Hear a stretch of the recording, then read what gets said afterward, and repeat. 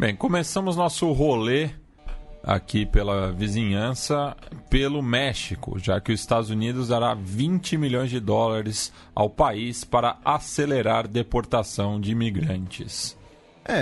Da retórica de que o México vai pagar pelo muro, agora é os Estados Unidos dando uma grana para o México para frear a chegada de imigrantes que estejam em situação irregular e também para acelerar a deportação de imigrantes irregulares, para evitar que eles cheguem aos Estados Unidos, né? Ou seja, o México vai ser nessa ideia, né? O México seria um tampão entre os Estados Unidos e o restante da América Central. Porque vamos lembrar, isso é uma coisa que a gente comentou aqui alguns programas atrás.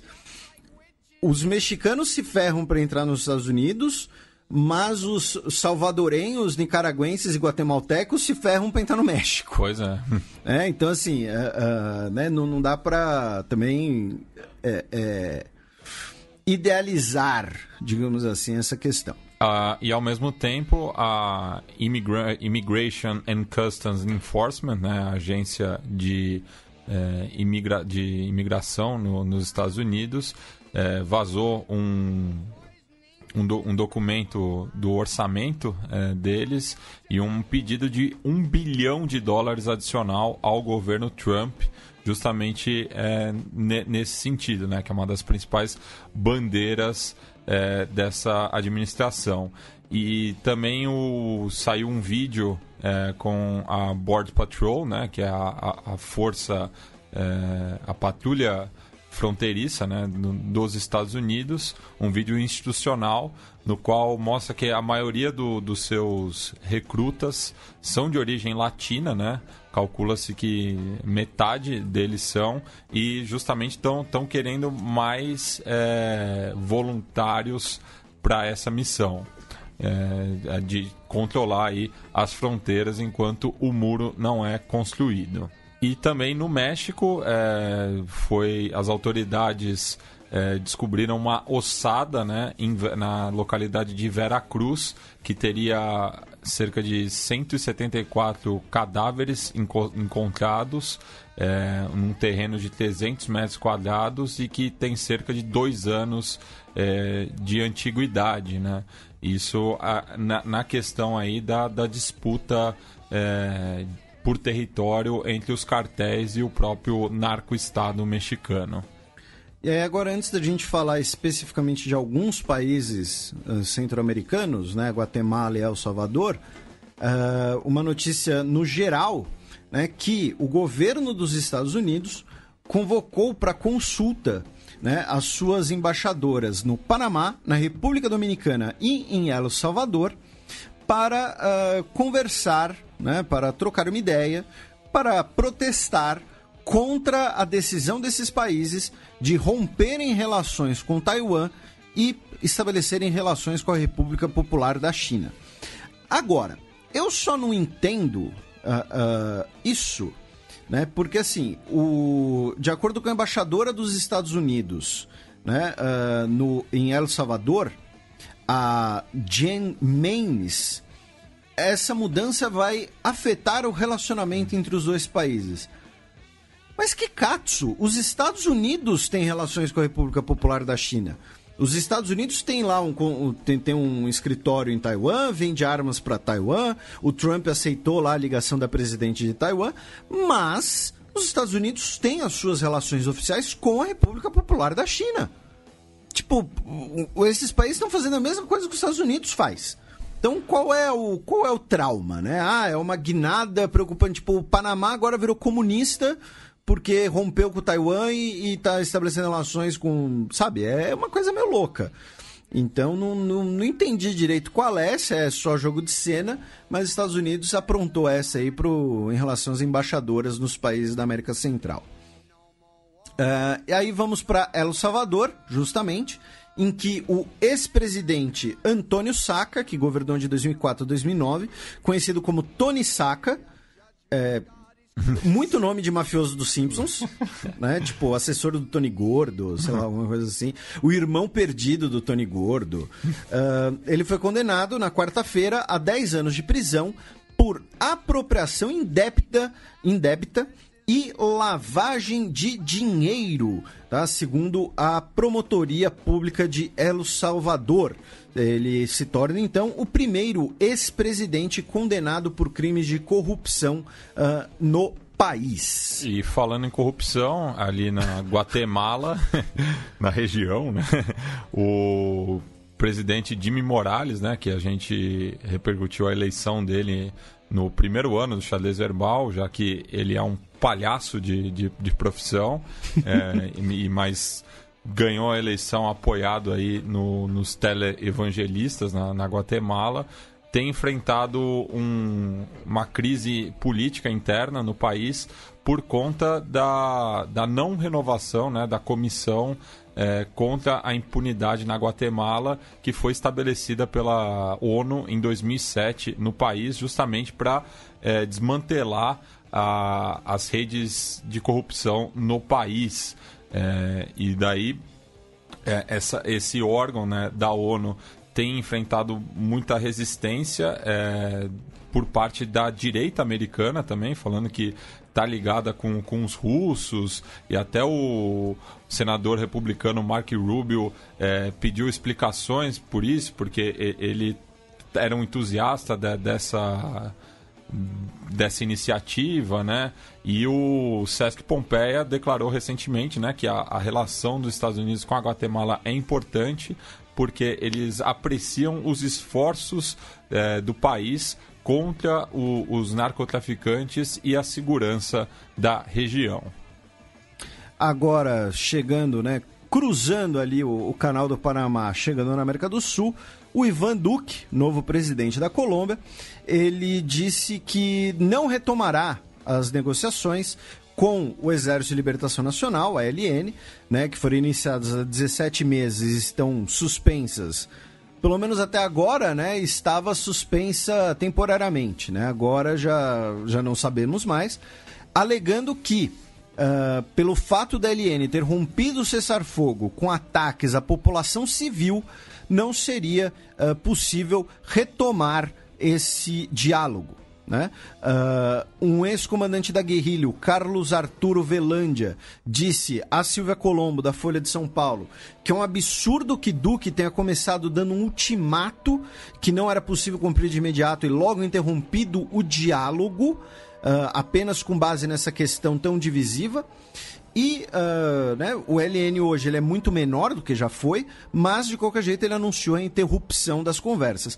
Mas vamos lembrar também, né, que o Ivan Duque ele não faz isso apenas por eventuais posturas da ELN, mas também por uma questão partidária ideológica, né, já que ele é ligado aos setores conservadores, ao uribismo, né, aos setores da sociedade colombiana que eram contra, inclusive, as conversas com as Farc. Então ele faz isso também por uma questão ideológica e partidária, não apenas por uma questão da própria relação com a ELN. Ele tem que agradar o pessoal em casa, digamos assim. Agora, cruzando a fronteira, vamos até a Venezuela, onde nós tivemos três notícias, né?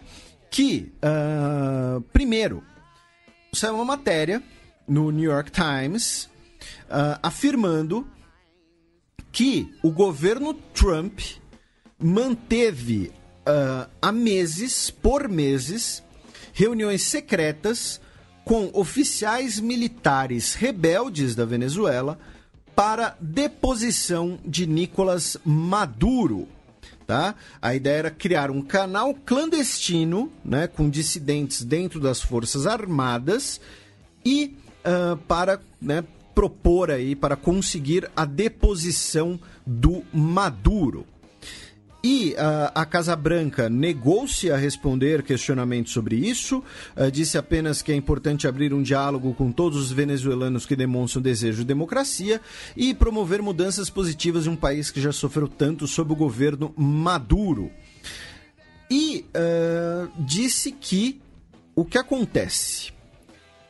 A mesma matéria do New York Times diz que parte dos militares venezuelanos que estariam participando desse complô para depor o Maduro eliminação da lista do próprio governo dos Estados Unidos de militares venezuelanos sancionados por corrupção e participação no tráfico de drogas. Então, assim, o próprio governo dos Estados Unidos, né, colocou que essas pessoas seriam, digamos assim, problemáticas. E estava conversando com eles, né, como eu disse, tráfico de drogas, relação com as Farc e tudo. E lembrando que para o governo dos Estados Unidos as Farc é uma organização terrorista, então você ter relações com as Farc significa você auxiliar o terrorismo, tá? Então, o plano não teria ido adiante, mas de qualquer jeito a gente vai ter pelo menos uma questão importante agora dentro da Venezuela ficar de olho, meu caro Matias, que é o seguinte: quem foram esses caras que se encontraram com o governo Trump? Agora vai começar uma caça às bruxas interna, uma desconfiança interna. Só a sedição já vai gerar um movimento lá dentro. Agora vai ficar todo mundo olhando um pro outro com o olhar envezado, vai falar, será que esse cara tá passando para trás? Será que esse cara tá passando a perna? Como é que é? E o grande pilar do Maduro no último ano foram as Forças Armadas, são as Forças Armadas. Se ocorrer uma distensão dentro das Forças Armadas, aí pode ser complicado. Aí a coisa pode complicar. Então, isso que é para ficar de olho, e isso é mais importante do que a participação não no governo dos Estados Unidos.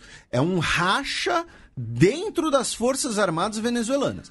Por quê? Porque se as Forças Armadas venezuelanas racharem, aí hoje a gente vai ter o golpe contra o Maduro, a gente vai ter uma guerra civil. Lembrando do atentado recente, né? Que já levantou também suspeitas se teve ou não participação das Forças Armadas naquele episódio. Porque era um drone caro, né? E tudo mais, né? Uma coisa mais elaborada. E daí falaram que tinha nexo com a Colômbia e com os Estados Unidos, enfim. E também nessa relação entre Estados Unidos e Venezuela, né, a Nikki Haley, que é a embaixadora estadunidense na ONU, acusou o Diosdado Cabello, que era chanceler, não era? Sim, e agora ele é líder da Assembleia. Ele é o presidente da Assembleia Nacional Constituinte, dele ser o responsável de uma rede de narcotráfico internacional entre a América do Sul e a Europa, né? Então, ela deu essa declaração numa sessão extraordinária dentro do Conselho de Segurança da ONU. E, além disso, né, o ministro da Defesa brasileiro, o Joaquim Silva e Luna, né, que foi general do Exército, hoje é ministro, ele se encontrou na terça-feira com o ministro da Defesa venezuelano, Vladimir Padrino Lopes, para discutir a tensão na fronteira, a questão migratória e a questão, inclusive, do retorno de venezuelanos que estão no Brasil ao seu país de origem. O encontro foi mantido em segredo, já que oficialmente os dois países estão com as relações estremecidas, né? Estamos sem embaixadores. E, além disso, vamos lembrar, o Maduro já chamou o Temer de ilegítimo, o Temer já chamou o Maduro de ditador. Então, assim, né, além disso, houve ali uma tensão entre os dois países. E aí, o ministro brasileiro disse à TV estatal venezuelana de que o encontro era uma reunião de trabalho e camaradagem para tratar temas referentes à defesa e elevar o nível das relações entre nossas Forças Armadas. Eu tenho certeza que muitos dos nossos ouvintes vão ligar essa notícia à notícia do New York Times. Pois é. Né? Se tem um setor golpista dentro das Forças Armadas venezuelanas, o ministro da Defesa desse setor golpista, quando eu digo golpista, anti-Maduro, né? O setor anti-Maduro inclui o ministro da Defesa? Se sim, ele foi falar sobre isso com o ministro da Defesa brasileiro? Qual seria a postura brasileira nessa situação? Então, assim, uma coisa talvez não esteja excluída da outra, embora oficialmente eles foram discutir ali a questão migratória. Vamos agora até o Peru. Nossa. Onde e-mails, né? Tem várias notícias sobre o Peru, né? Mas vou passar aqui pela primeira e depois, né, tem outras que você vai passar. Inclusive tem a questão né, da propriedade lá do Alianza Lima, Nossa. briga de torcida com igreja. Aí é o toque de realismo fantástico nessa semana. Isso. Mas é o seguinte, e-mails estão comprovando elos da Camargo Correia à campanha política vitoriosa do ex-presidente Alan Garcia em 2006. Aí é uma coisa que é importante ser deixada clara, né? A Camargo Correia teria sido beneficiada em contratos de 450 milhões de dólares em contratos fechados após a eleição de Garcia. E aí alguns podem falar, não, mas pô, é o Odebrecht Quistão, como é que vai virar? Vai virar Camargo Correia Quistão, alguma coisa assim? É tipo o Sacro Império Romano Germânico, tá, gente? A Odebrecht é um imperador, mas tem os ducados e os principados internos, então tem o ducado da Camargo Correia. Mas entendeu? É tipo o Sacro Império Romano Germânico, Odebrecht Quistão. Sempre cabe mais um, é que nem coração de mãe, pagando entra. Organizando direitinho tem propina pra todo mundo. Mas exatamente. Né? E com o dinheiro da propina você pode fazer outras coisas, né, que estão na origem desse meme. Né? Mas, então, assim, agora Camargo Correia, que estaria envolvida diretamente, se beneficiou aí na casa dos 450 milhões de dólares e tem e-mails aí comprovando tudo isso, né? E-mails aí de 2006, tem os prints e tudo mais. Então, né, Camargo Correia querendo inclusive concorrer com o Odebrecht, mas, né, acaba não tendo tanto alcance assim, mas não anula o Odebrecht Quistão. Não, é porque é um Estado plurinacional. Isso. E a semana começou no Peru agitada, né? O Felipe já deu uma palhinha aí, já que a Keiko Fujimori, que é a líder da Força Popular, teria que ir ao Congresso, né, para declarar como testemunha no caso que está investigando o seu correligionário, o Héctor Becerril, que é congressista no país. Mas antes, membros do movimento evangélico El Aposento Alto chegaram na esplanada do estádio Alejandro Villanueva, no bairro de Matute, na comuna de La Vitória, uma das comunidades mais populares da capital peruana. Ele e uma centenas de evangélicos diziam que aquele terreno agora era de propriedade deles, na esplanada ali do estádio, e começaram a remover os murais ligados à Alianza Lima, que é o time mais popular do Peru, onde surgiu, por exemplo, o Paulo Guerreiro. E uma das simbologias mais caras aos torcedores aliancistas é uma imagem do Senhor de los Milagros, né, que é o padroeiro dos afro-peruanos, que tem uma ligação muito forte com o clube. Inclusive, no mês de outubro, a Alianza Lima só joga de roxo, porque é a cor chama túnica, né? Sim. Da túnica do santo, já que é o mês dele. E daí não demorou muito, né, para chegar diversos torcedores da Alianza Lima para correr os membros desse movimento religioso, reclamando a propriedade, já que o terreno foi expropriado pelo Estado em 1972 e doado à Alianza Lima. E daí o líder desse movimento,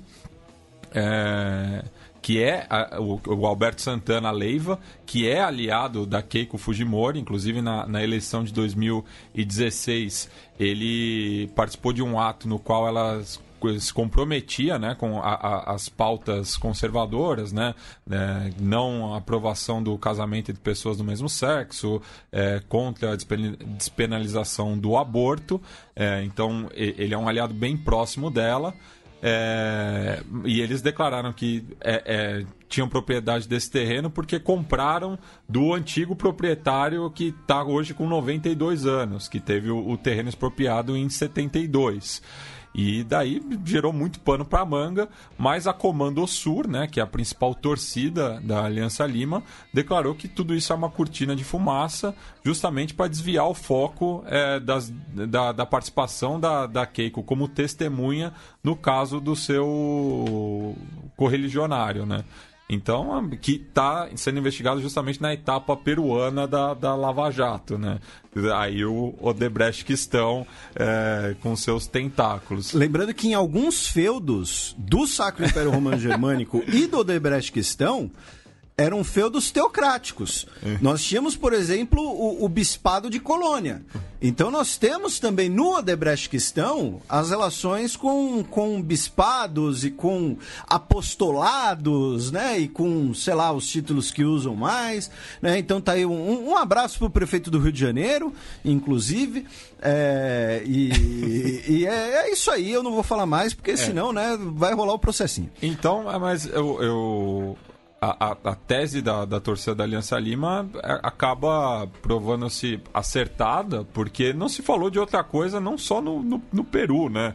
Mas essa notícia correu o mundo e tudo que se falou do Peru na segunda-feira e nos outros dias da semana foi esse impasse. Enquanto que essa briga. Enquanto que o chamado da Keiko Fujimori ao Congresso peruano passou despercebido.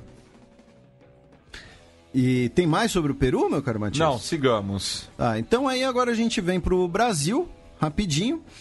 Uma notícia que não é exatamente do Brasil, é no Brasil, porque nós tivemos um encontro, né, da cúpula da Comissão Internacional de Baleeiros, não sei se é a melhor tradução, né, International Whaling Commission, né, que são um órgão internacional da Convenção Internacional para a Regulação da Atividade Baleeira. Foi assinado em 1946 e o Brasil faz parte.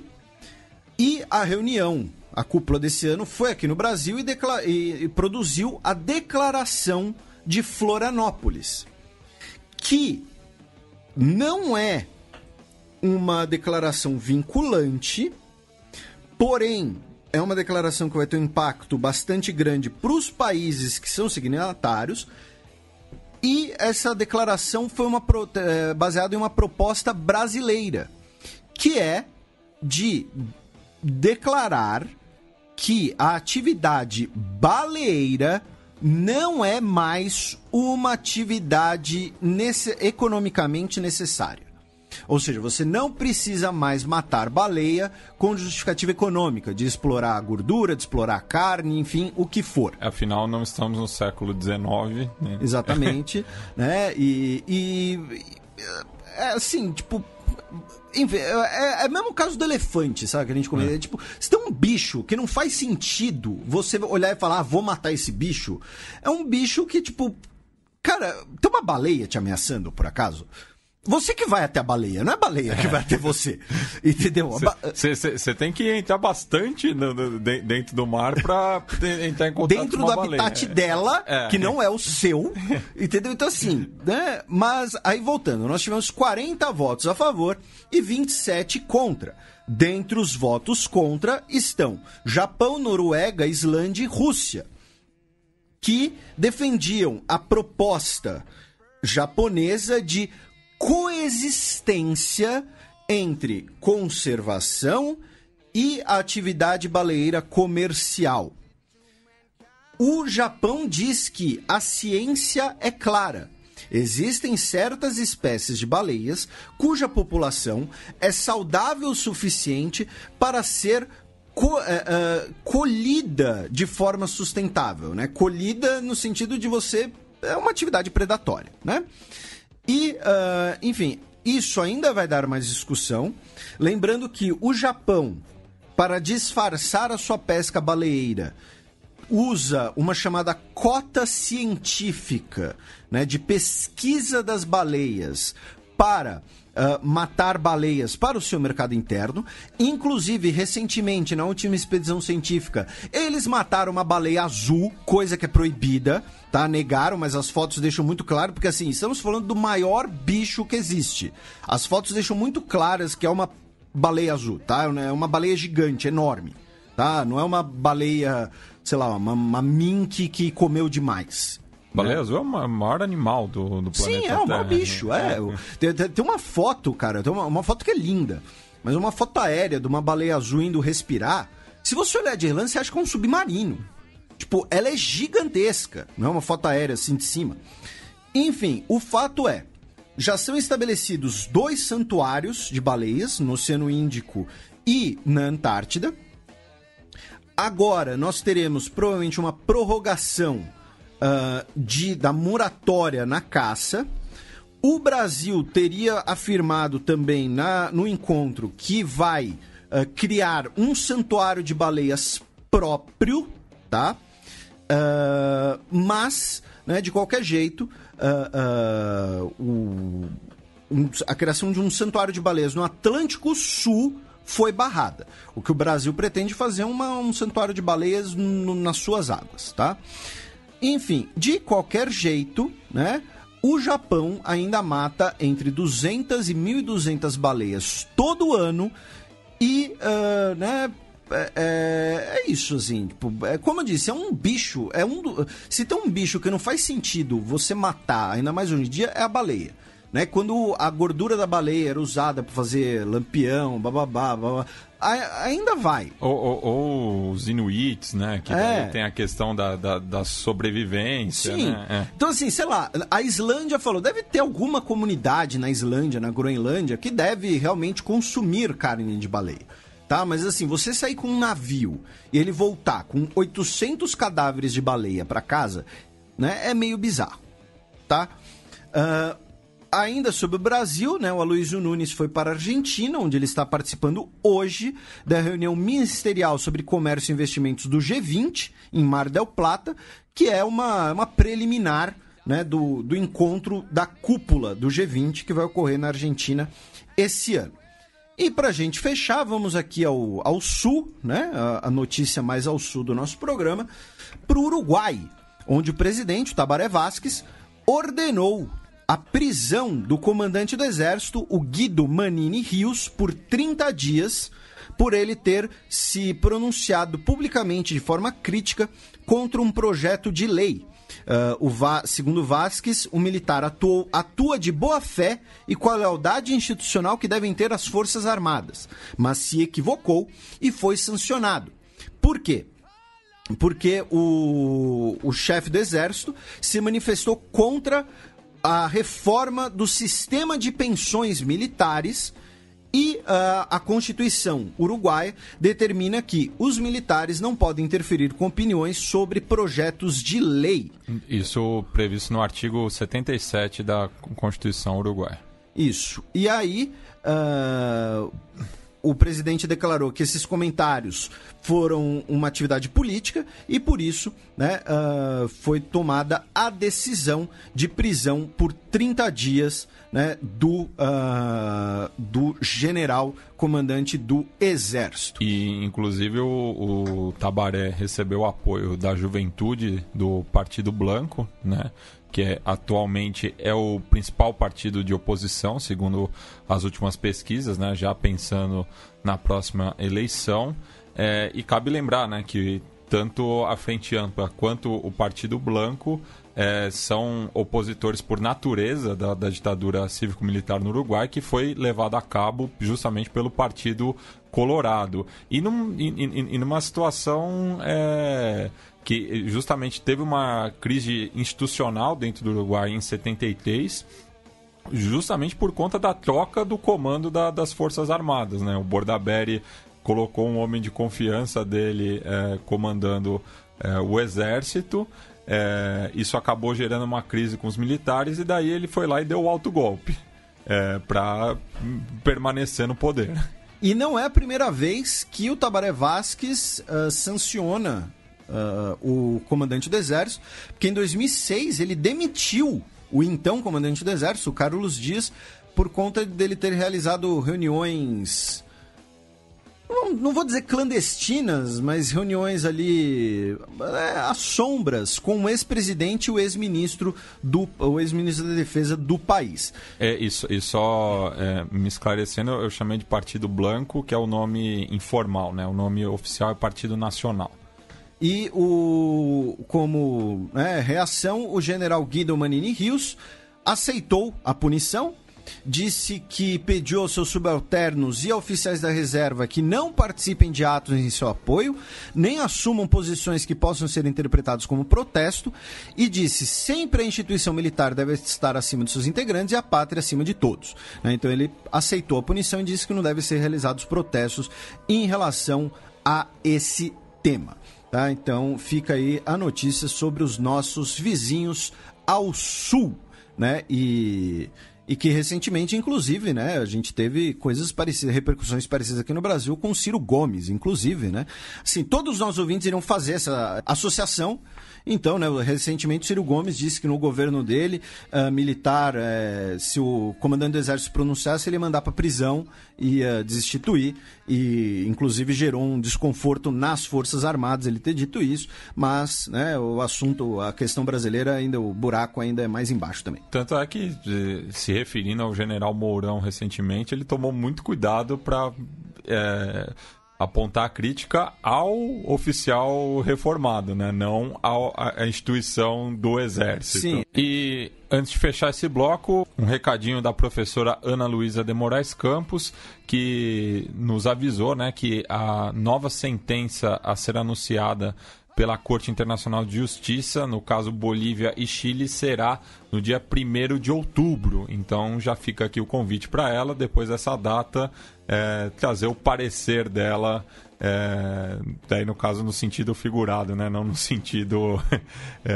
jurídico, sobre essa situação entre Bolívia e Chile, que vem lá desde o final do século XIX, no contexto da Guerra do Pacífico.